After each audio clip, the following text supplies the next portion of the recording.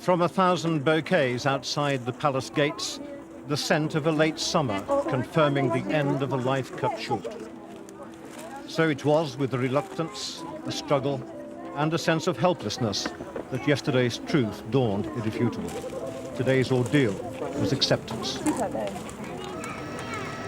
The rivers in London were the Thames and the Tears, and the queues of cars and people drifting from palace to palace, drawn by affection and an overwhelming loss and a need to say thank you and goodbye. It was really more the pressure of being on such public display that got to her, and I think that's the pressure that gets to every girl that marries into the royal family. But no one had ever experienced this before. Diana was the first one. And I remember the Queen sort of saying, it's just because she's young and new and it'll all calm down. Because it never calmed down, it just got worse. So she was under a lot of pressure. I think she'd be remembered for her ability, her sense of humour, her friendly character, there's no doubt about that, and her generosity.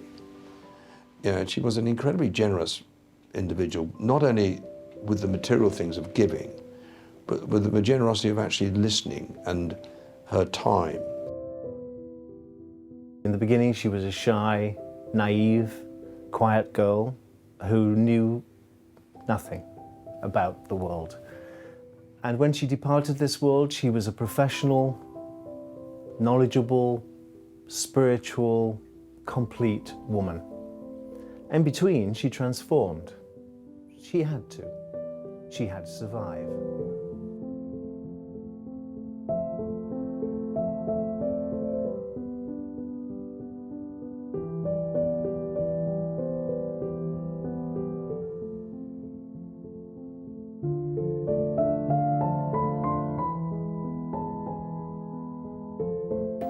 Eight o'clock, and the route is almost ready. And this is a sort of suggestion of what Prince Charles and Lady Diana will see as they drive in their separate carriages to St. Paul's in 2 hours' time. Police estimate 900,000 already on the route. Although the horse-drawn carriages won't move quite as fast as our police escort encouraged us to, the pace is likely to be fast enough to make it difficult for the couple to see much of individual faces, though each one here is likely to claim they did catch their eye. It was the most watched event in human history to that point. More people watched that than man landing on the moon, which had been the most popular before that. You saw that creased dress. You saw that romantic lace. You saw that over-the-top romantic wedding. It was the wedding of the century.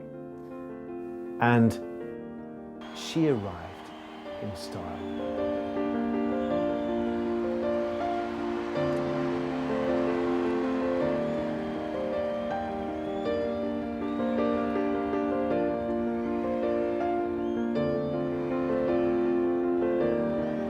If you look at the footage of Princess Diana walking down the aisle with her father, you will see her looking from side to side. And she once said to me, "You know what I'm doing, don't you? I'm looking for her."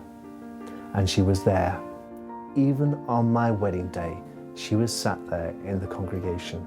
She spotted Camilla in the congregation, but she said what sort of helped her at that moment was concentrating on her father, because he just had a stroke, and she was really, and he's a very big man, and she was really guiding her father along, and she concentrated on that. So of course she got the names wrong. She was all of a dither.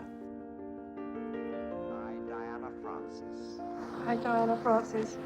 Take thee, Charles Philip Arthur George. Take thee, Philip Charles Arthur George.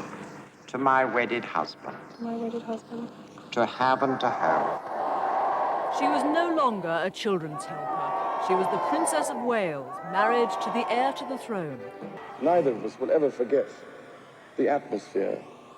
It was electric, I felt. I know my wife did.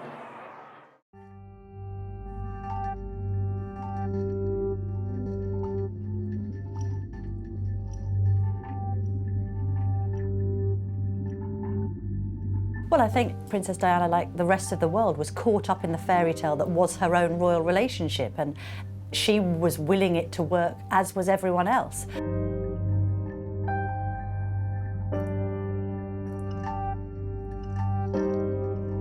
Gibraltar was the starting point for the honeymoon. They made a brief public appearance there before disappearing from sight for 2 weeks. It gave the people of the Rock a chance to express their loyalty and Diana a chance to adjust to being Princess of Wales.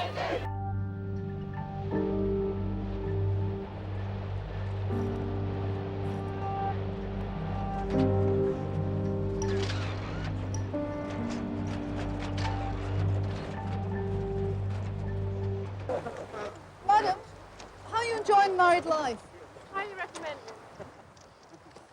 How do you like Balmoral as a place? Lovely. I think very quickly the reality set in that she didn't have much in common with Prince Charles, and actually they were very different people with very different interests, and that's when the cracks started appearing, and people have suggested, and we now know that that was very soon after they returned from their honeymoon, so very early on in the marriage. After she became engaged to Prince Charles, he never seemed to be around. He was always so busy. And she was moved into Buckingham Palace, and she had her own apartment there, and he was sort of down the corridor. And she was absolutely on her own. I'll never forget the day I met Lady Diana Spencer. It was at Balmoral Castle. We were expecting weekend house guests, and this shy young girl arrived at the front door with one suitcase. I showed her to her room, and she said, "You wouldn't stay for a while and have a chat, would you?" I'm completely out of my depth. I've no idea why I'm here, and can you tell me and walk me through the protocol of what's going to happen during my stay? So for over an hour, I talked her through the routine of what to call the Queen, when to curtsy, what to ask for at drinks time, where to sit in the dining room, and the general protocol of a royal household.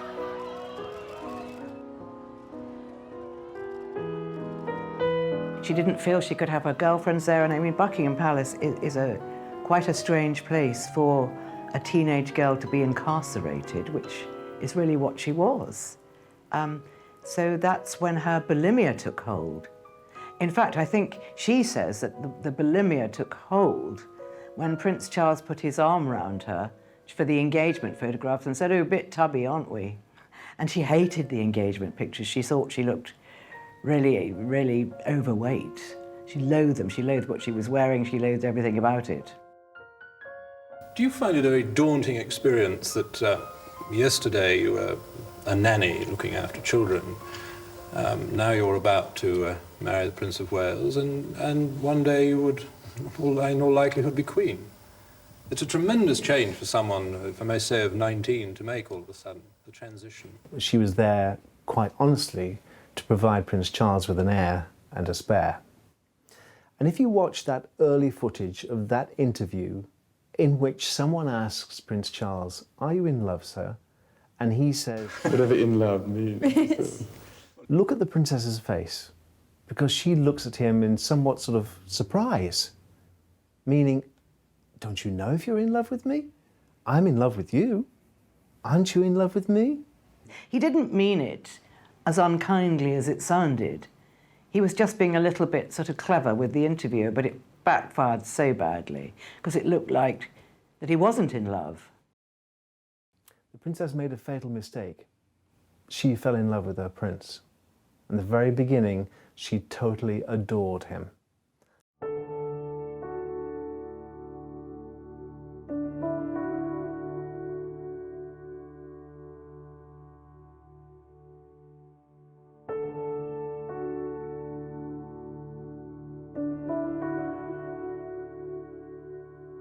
The news that Diana was obviously pregnant with a future king or queen captivated the nation. They'd just come out of this fairy tale wedding, and then this young girl with so much to offer is then the person who's going to provide us with a future monarch.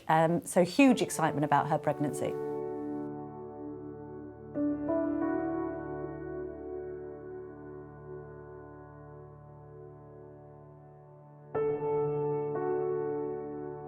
And then Harry came along.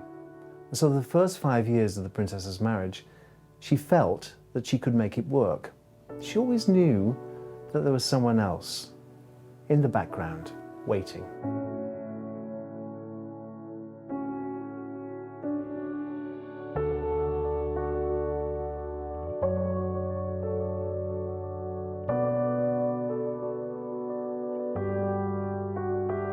Well, Diana was a wonderful mother. She got involved in every aspect of her children's life, and they were her life too. They were her focus, and they were also occasionally her weapon against her husband, which is completely understandable.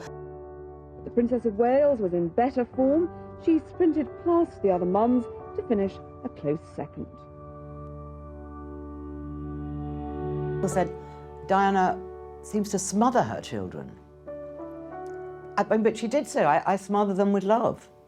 I think she was criticised a little bit. Diana was very demonstrative as a mother. I think she had never been properly mothered herself because her own mother had left home when she was 6 years old. So she didn't really know what being a mother was, and I think she probably was much more like a big sister to her boys than a mother. I think she probably shared too much information with them and was hopeless at discipline, as was Charles. When I was speaking to Wendy Berry, who was the housekeeper at Highgrove, she said that the boys were very well protected and they really didn't know what was going on, the fights and things between their parents. They didn't know because there was always someone to whisk them away, you know, a protection officer or a nanny. It's not like being in a little council house, you know, when they can hear this shouting through the walls. They were always whisked away. So I think that William and Harry didn't suffer quite as much as we said that they did because they weren't aware of it. I think in adulthood they're very aware of it, but at the time they were quite protected.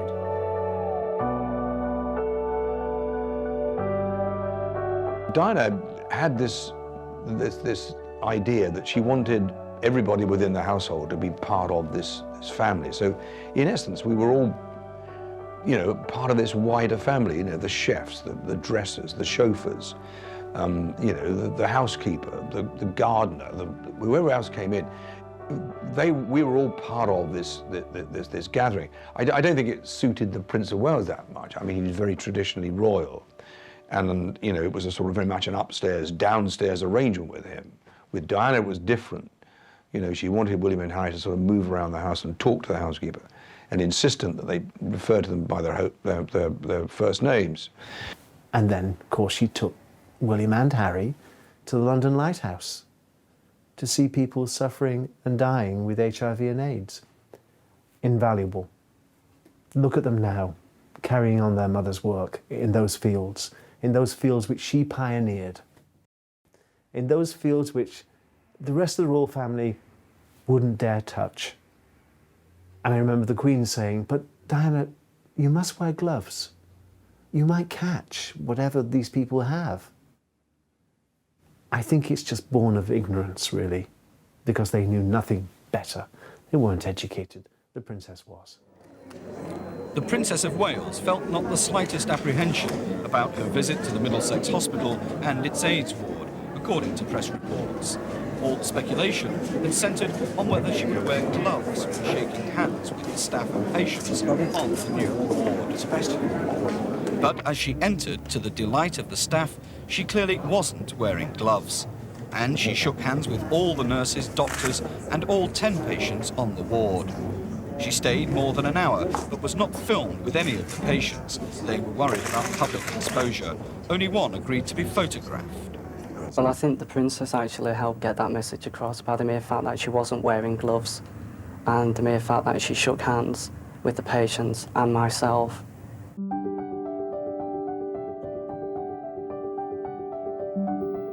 HIV does not make people dangerous to know, so you can shake their hands and give them a hug.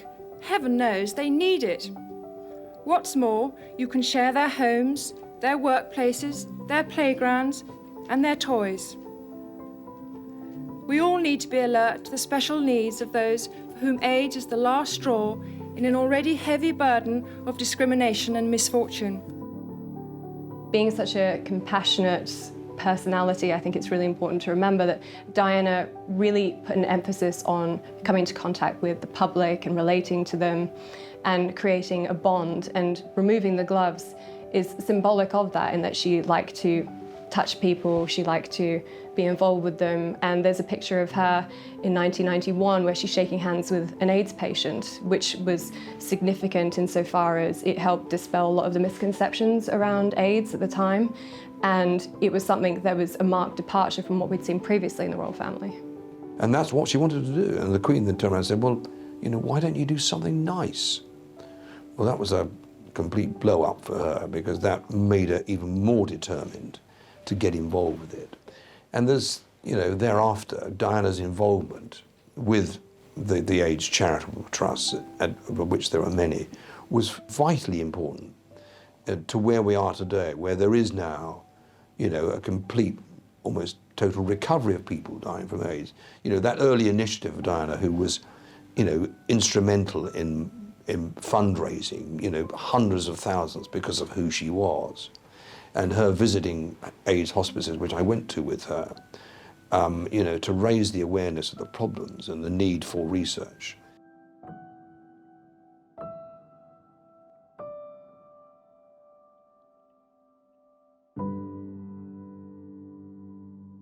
She had to have a reason to work, and the homeless was another case in point.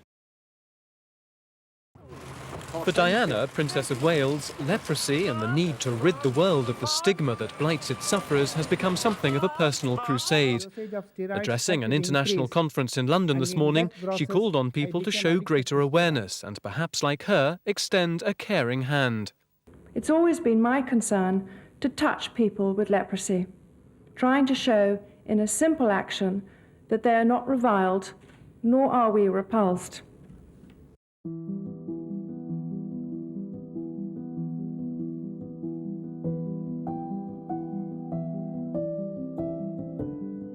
She had to have something to do as a princess. And, you know, for her, yeah, the fun bits of the supermarkets, you know, walking down the streets of Glasgow, whatever, shaking people's hands was great. But getting involved in these major issues of AIDS, the homeless, and so forth was very important to her.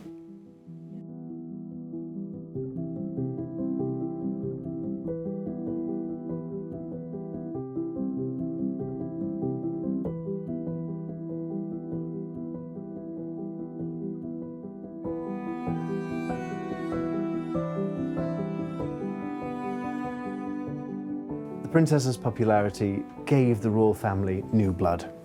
It gave new blood in lots of different ways. Of course, with William and Harry arriving, it gave the royal family a new line. And the princess always joked by saying, at least I brought tall people into the royal family. I brought the Spencer gene. So they're no longer porgs. They're no longer people of restricted growth. They now can have height with my sons.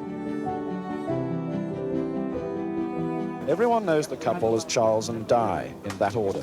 She is the mega media star with a sense of fun, a lover of the good times, but who doesn't hide her occasional impatience or boredom. But the Charles and Di phenomenon depends on him. He holds it together, and does so because he knows it helps the public idea of the Prince of Wales, and therefore the monarchy, whenever he comes to the throne.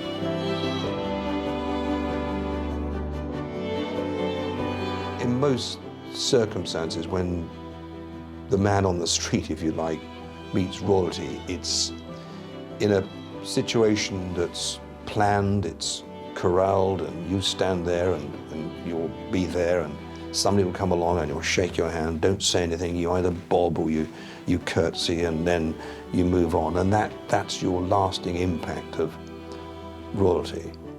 That wasn't Diana. You know, Diana would come along, this shaking of the hand and this bobbing nonsense. You know, she would often say, don't call me ma'am, call me Diana, you know, and engage them in a conversation.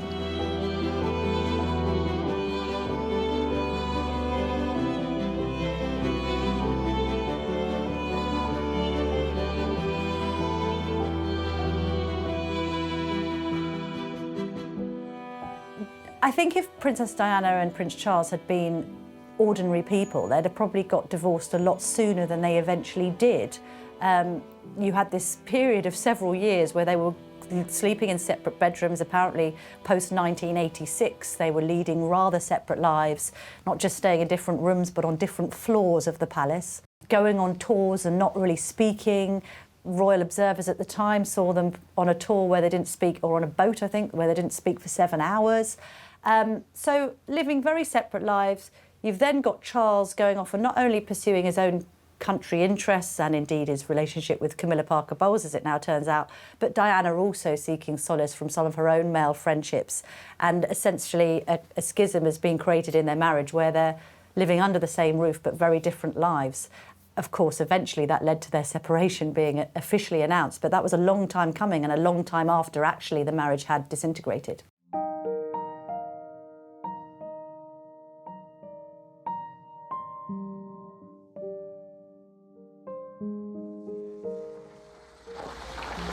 Can you make any comment about the allegations that are in the papers this morning, Crichton? James Hewitt came along at a time when the princess was first looking for someone to love. He just happened to be there. He just happened to be a dashing cavalry officer. He just happened to push all the right buttons. Hewitt was very compliant in the sense that, you know, he understood the difficulties of being in a relationship with the Princess of Wales. In 1991, Charles and Diana's relationship was really bad. They were basically hardly speaking, but they had the children as a sort of mediating force.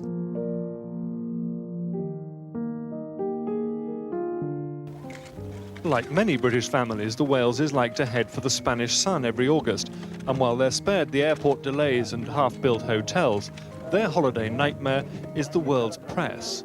An army of royal watchers are drawn each year to catch Europe's two most glamorous families on the same doorstep. And each year they're given this photo opportunity in the fond hope that after it they'll go away and leave them in peace. Well, that's the idea anyway. The palace staff, one suspects, know better. The visit is purely unofficial. The two families are great friends, and even Prince Charles, who's no fan of beach holidays, is known to thoroughly enjoy the company of his Spanish relations.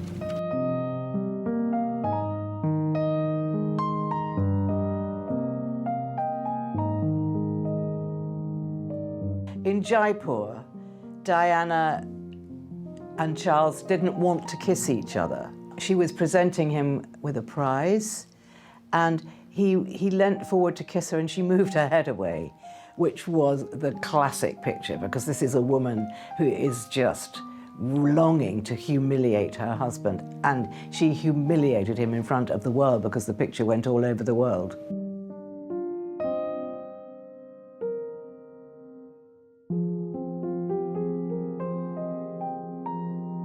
Joining me now in the studio is Andrew Morton, the author of Diana, Her True Story, which brought to the public's attention the state of the royal marriage.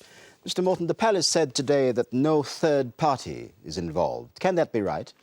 Ostensibly no, but given the fact that the Princess of Wales believes that Prince Charles's friendship with another woman, Camilla Parker Bowles, has cast a long shadow over that marriage, must be considered when you look at the failure of this 11-year union. Diana, Her True Story, claimed to tell from the inside the tale of a loveless marriage, with evidence from some of her closest friends, friends like her former flatmate, Caroline Bartholomew. Well, the Andrew Morton book was a sensation. No one had any idea that Diana was involved with the book at all. And in fact, she even denied that she was at the beginning. But what happened was she made a decision that she wanted the world, if you like, to know the truth of her marriage.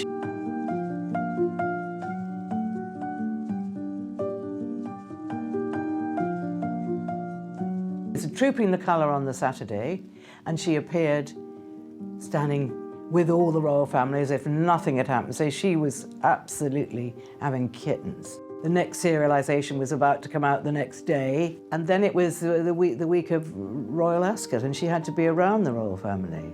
So Prince Philip cut her completely dead, Obviously the Queen still spoke to her, but it was very, very awkward. I remember that year, I think I was doing a story on the Royal Mews. And so I was standing by the carriages when the royal family get out of their Daimlers and into the carriages. And I mean, you almost could feel the atmosphere. And no one was talking to Diana. No one was talking to her. And it must have been very, very difficult that she had to put on this act as if nothing was happening.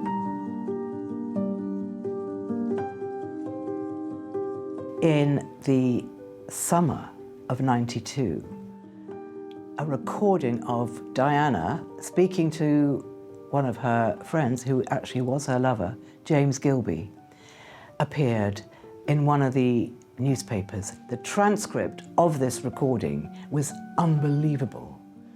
And he called her Squidgy, and she told him all her woes about, and what she thought about members of the royal family, and you know, the Queen Mother, how cold the Queen Mother was, and it was an extraordinary, explosive moment, and really there was very little that the Queen could do after that.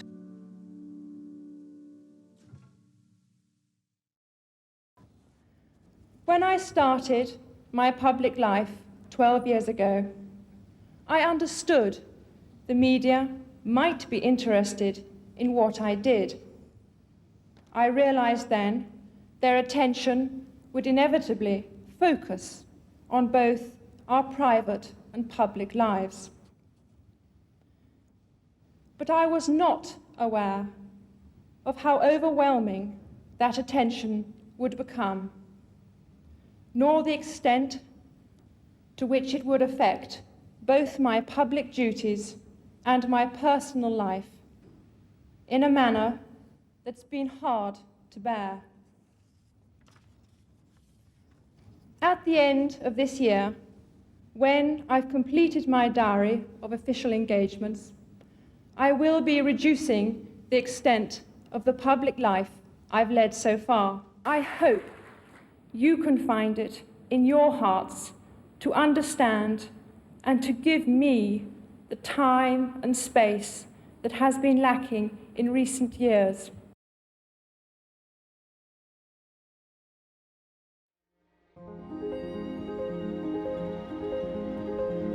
Much later on, Prince Charles did an official biography with Jonathan Dimbleby.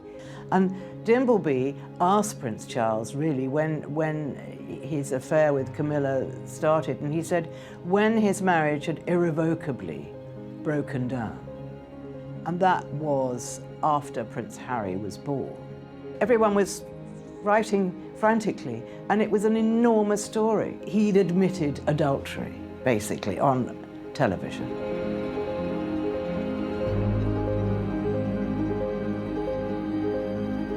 The night that the interview came out, Diana was at the Serpentine Gallery. The press thought that she was going to wear a completely different dress.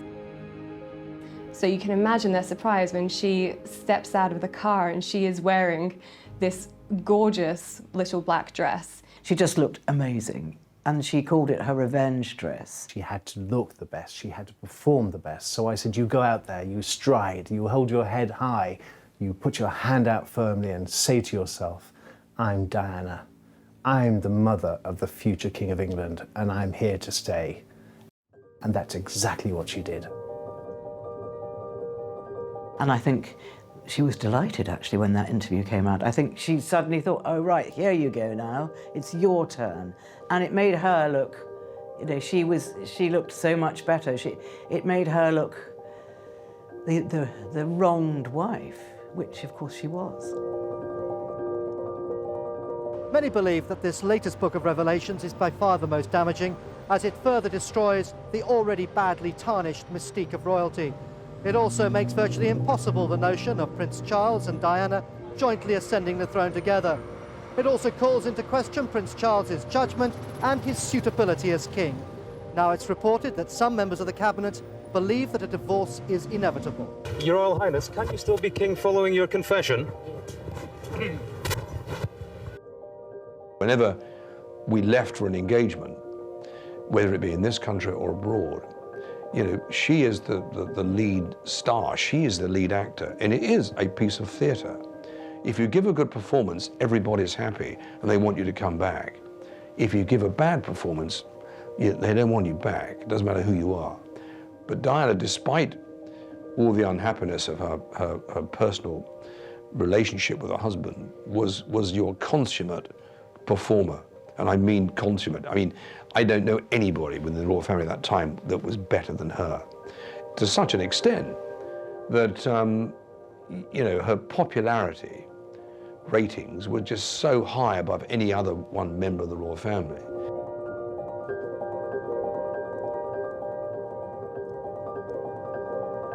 Well, Diana said at the time, you know, privately, she said that she really wanted, she'd got her new life and she wanted people to know what she was doing, and she was really very involved in her charity work.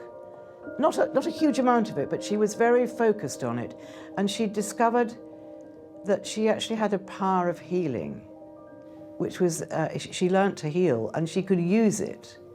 So she had an aura about her, which was extraordinary, actually. And she was really keen to get across some of the work she was doing. And Bashir, as now we know, was a deeply unpleasant and dishonest person. He persuaded her that instead of really talking about her charity, she should talk about herself and her marriage. And he was a very persuasive person. And she got on very, very well with him. And after a couple of clandestine meetings, they made this recording. Do you think Mrs. Parker Bowles was a factor in the breakdown of your marriage? Well, there were 3 of us in this marriage, so it was a bit crowded. It became so iconic because it just looked so unique, really. Diana with her head to the side and this heavy eye makeup and showing so much emotion. And of course, that was the first time where she publicly spoke about this third person in her marriage, i.e. Camilla Parker Bowles. Spoke about how even when she walked down the aisle, she saw her and this very crowded marriage, as she put it. And that was really the first time, although people in the press had known about all of this bubbling under the surface, that the general public got to find out, essentially, that she'd been living this life with huge adultery in her face, essentially. It was much more explosive than Charles's interview.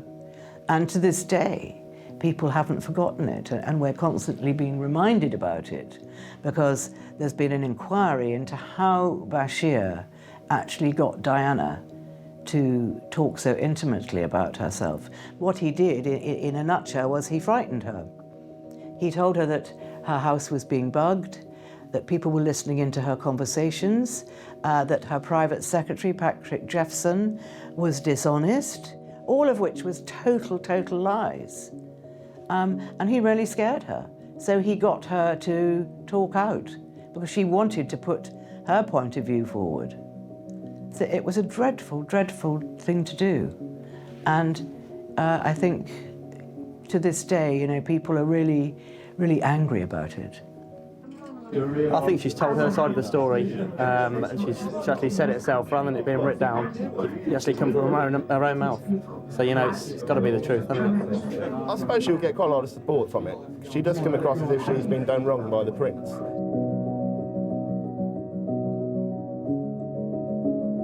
After Panorama, the Queen realised that this couldn't go on, because it was taking up all the news and there were important things happening. The monarchy has no power, they only have influence, and at this moment it was their shenanigans that were making the news, which is completely wrong. And she was very concerned about the institution of the monarchy with all this scandal going on. She thought, there's only one thing to do, and the Queen is head of the church, and the last thing she wants is a divorce. And so she must have thought about it very carefully, and decided that that was the only way forward to stop all the tittle-tattle and the Waleses and Diana and the battle of the War of the Waleses. It had to stop. So she basically ordered them to divorce. The Princess of Wales has agreed to Prince Charles's request for a divorce. A spokeswoman for the Princess said that Diana will continue to be involved in all decisions relating to the couple's children, and she will continue to live at Kensington Palace. Buckingham Palace had no immediate reaction to the statement. The Queen had written to both Charles and Diana last December advising them to go ahead with a divorce. The letter followed Diana's admission of adultery during a television interview. The Princess, here at the centre of attention last Friday when the terms were settled, didn't attend the court. The entrance to the Princess's London home tonight. She's said to be inside Kensington Palace, very sad and very pensive, according to friends. I think they were both very sad. Diana, in particular, never wanted to get divorced. In her heart, although she was with another man, Charles was the one that got away, and she always had a place in her heart for Charles. And it wasn't what she wanted, and she felt a failure. They both felt they'd failed, and they both felt they'd failed their children. So it was very, very sad for both of them.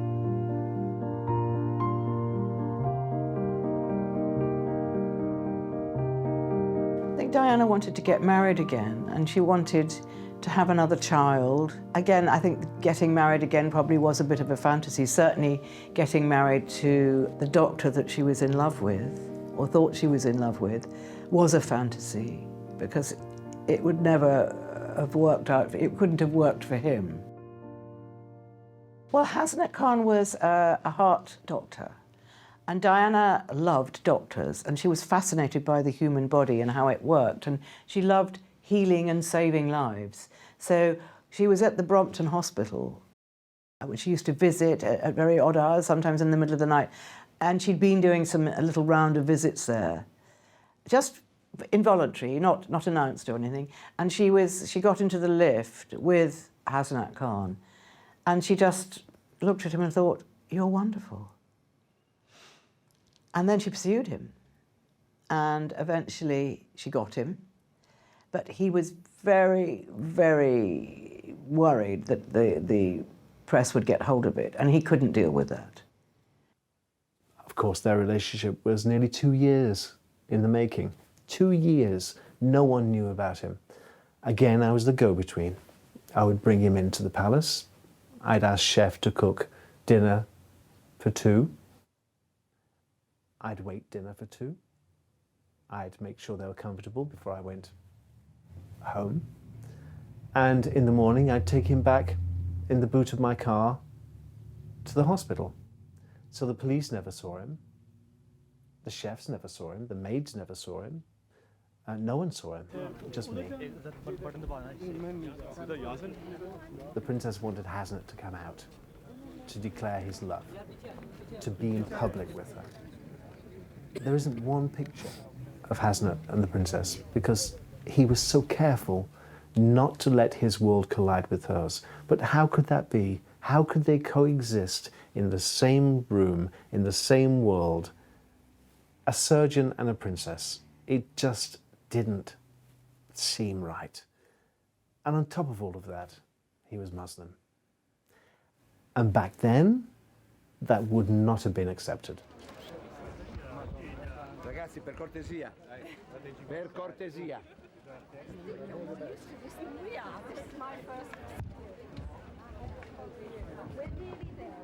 There were so many people that let go of her, that abandoned her, that let her go into the world. It wasn't a safe place for her.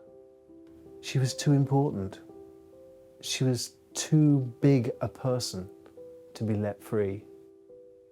And having lived inside that safety of that gilded cage of a palace for so long, what happens to a beautiful peacock when you let it into the wild? It gets eaten by something. You see, she needed to be kept safe, and that's what she was looking for. She was looking for her Aristotle Onassis. You see, she always thought that she was a kind of Jackie Kennedy, that had lost her mainstay in life and still needed someone to take care of her and protect her, keep her safe. And in a way, Dodi Al-Fayed was a kind of Aristotle Onassis. He was heir to a fortune, had an aeroplane and a boat, and was able to take the princess around the world in a safety corridor. He was very nice to women. He wasn't a nasty person at all. He was a very sweet person, and he treated Diana like the princess she was. Nobody else had treated her like that. And that's what thrilled her, in a way. That for once in her life, she'd found someone that could treat her in the way which she'd become accustomed, and the way that her lifestyle had always been. I mean, with Hasnat Khan, she had to sort of hide him at the back of her car, and they had to, they mostly ate in, or if they went out, she was in disguise. But with Dodi, she could show herself off. So it was the first really free relationship she'd had since her marriage had broken down. It's the first time she could actually be out with someone. And she was having a ball. She'd lived that relationship with Dodi Al-Fayed in 40 days. It was 40 days from beginning to end. Now, you might think it was a year. Because it was played entirely on the world stage, you think it was longer. It was 40 days. From the moment she met him to the moment she died. And it was over. And now there is confirmation that Diana, Princess of Wales, has died. She died at 4 a.m. after going into cardiac arrest. That, according to doctors at the hospital in Paris, Diana, Princess of Wales, is dead.